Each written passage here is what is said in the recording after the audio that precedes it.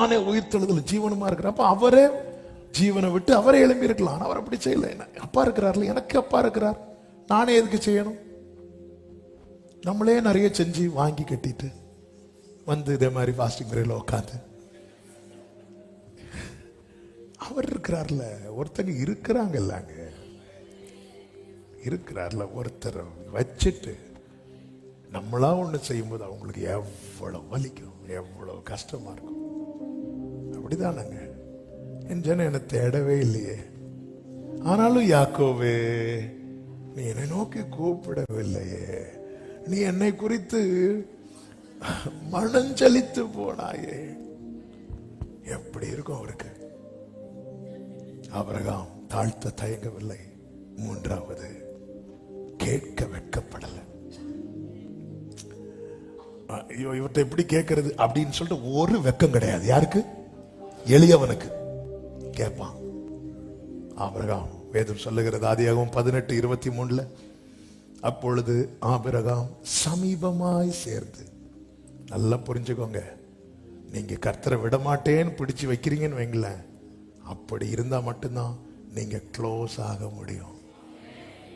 இன்னைக்கு விட்டுட்டு நாளைக்கு பிடிக்கலானா முடியாது. அப்புறம் பார்த்துக்கலாம், நாளைக்கு பார்த்து முடியாது. விட மாட்டேன்னு பிடிச்சு வைக்கதான் க்ளோஸ் ஆக முடியும். ஆபிரகாம் சமீபமாய் சேர்ந்து துன்மார்க்கனோடே நீதிமானை அழிப்பீரா என்று கேட்கிறான்.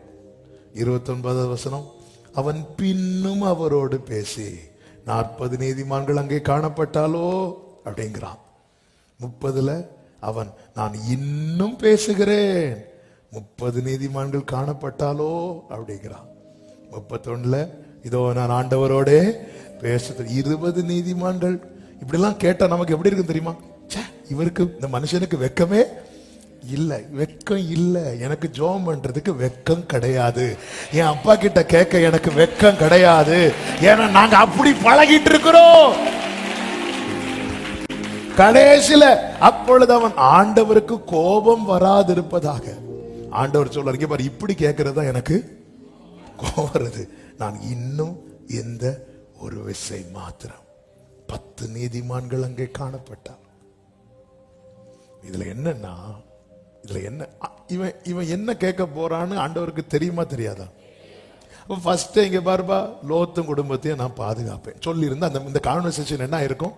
முடிஞ்சிருக்கும். அவருக்கும் பேசணும்னு ஆசை. என்ன பண்ண?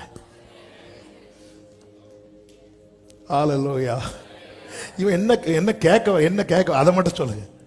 அவர் முடிக்க வருவாங்க. அவருக்கும் அதனால் 50 40. ஆமே.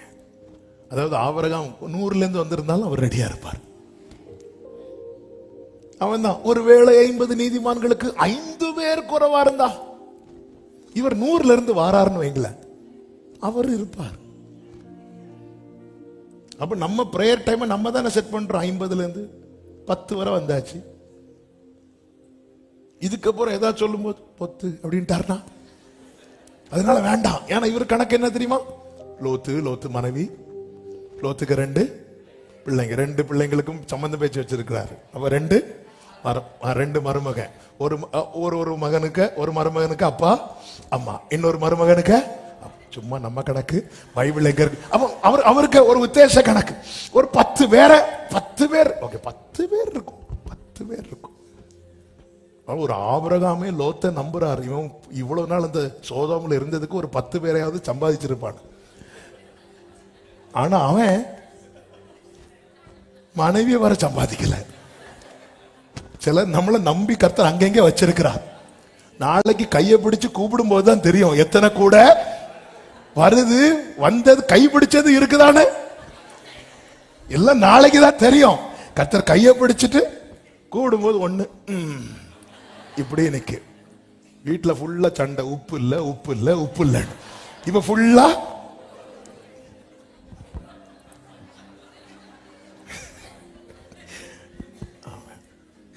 ஒருத்தர் நினைச்சிருப்பார், எனக்கு எல்லாத்துக்கும் உப்பு போட்டு தந்த இல்ல, உன்னை உப்புல போட்டு வச்சிருக்கு.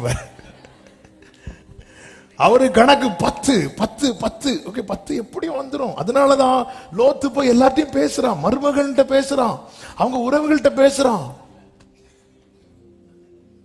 இதுல கூட ஒரு சத்தியம் இருக்குங்க. அவர் உங்க கையை தான் பிடிப்பார். அவர் உங்க கையை பிடிச்சு இழுக்கும் போது 10 பேராவது வரணும்.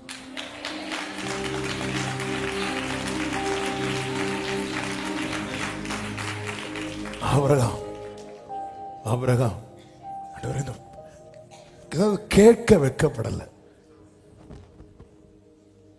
அவர் ஆண்டவரும் கொடுக்க தயங்கல. நீ கேள்றா, நான் தரேன். அவர் அதாவது கர்த்தர் எவ்வளவு இரக்கம் உள்ளவர் என்பது ஒரு தேவ பிள்ளையினுடைய ஜெபம் அதை விளங்க பண்ணிட்டே இருக்கும். ஒரு தேவ பிள்ளையினுடைய ஜெபம் 50க்கு 5 குறைவா இருந்தா நான் அழிக்க மாட்டேன். அப்ப இப்ப ஆண்டவர் எப்படி அவருடைய இரக்கத்தை கொண்டு வர்றாருன்னா, இந்த பட்டணத்துல எத்தனை பேர் இருந்தா அழிக்க மாட்டேன். அப்ப நம்முடைய ஜெபம் கூட கூட கூட கூட கூட தேசத்துக்கு இரக்கம் கிடைச்சிட்டே இருக்கும். நம்முடைய ஜெபம் அதிகரிக்க அதிகரிக்க அதிகரிக்க நம்முடைய குடும்பத்துக்கு இரக்கம் கிடைச்சிட்டே இருக்கும். அதனாலதான் நீதிமான் நன்றா இருந்தால் பட்டணம். கர்த்தர் அப்படியே செய்தார். பிரியமான கர்த்தருடைய பிள்ளைகளே, வேதம் என்ன சொல்லுகிறது? ஆதியாகமம் 19 27 28 29 வசனங்களிலே, விடியற் காலத்தில் ஆபிரகாம் எழுந்து தான் கர்த்தருக்கு முன்பாக நின்ற இடத்தில் போய். என்னதின் அர்த்தம்? இது ஒரு நாள் ஜெபம் கிடையாது. நாளைக்கு நான் இங்கதான் நிற்பேன். என்ன ஆபிரகாம், உங்களுக்கு வெட்கமே இல்லையா? இவன் நான் எளியவன், இவனுக்கு தான் உதவி கிடைச்சிட்டே இருக்கும். இவனுக்கு ஒரு தேவைக்காக மட்டும் வந்து நிற்கிறவன் அல்ல. இவனுக்கு பொழுது விடியதே அவர் சமூகத்தில் இருந்துதான். இவனுக்கு விடியலே அவர் சமூகத்துல தான். வேதம் சொல்லுகிறது, அவன் போய் நின்று சோதோம் கோமரா பட்டணங்களின் திசையையும் சமபூமியாகிய தேசம் முழுவதையும் நோக்கி பார்த்தான். 29, தேவன் அந்த சமபூமியின் பட்டணங்களை அழிக்கும் போது தேவன் ஆபிரகாமை நினைத்து. கைகளை உயர்த்தி ஆமேன்னு சொல்லுங்க பார்க்கலாம்.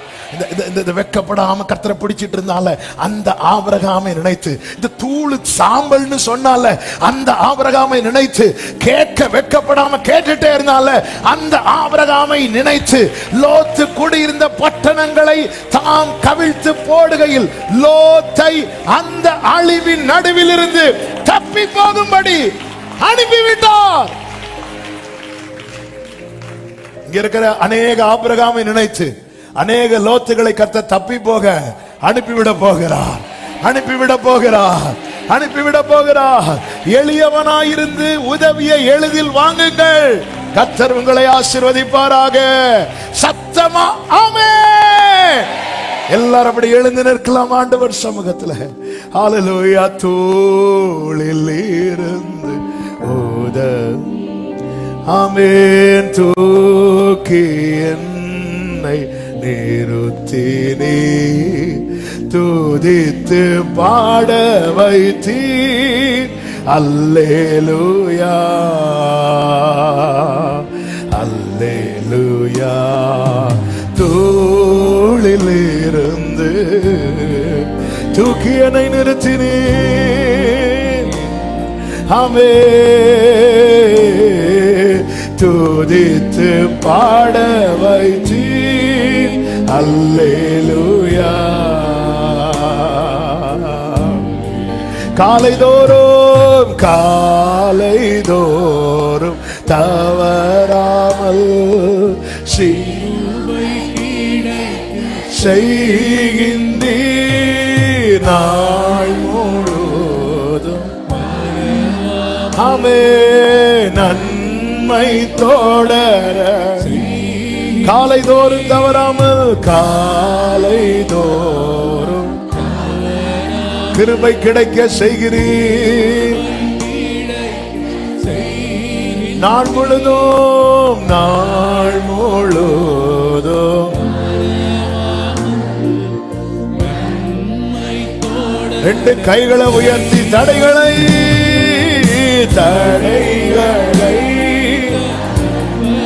தயவை காண செய்திரே செய்திரே. தடைகளை தயவை காண செய்தீரே. தோளில் உயர்த்தீரே, தூக்கி என்னை நிறுத்தீரே. துதித்து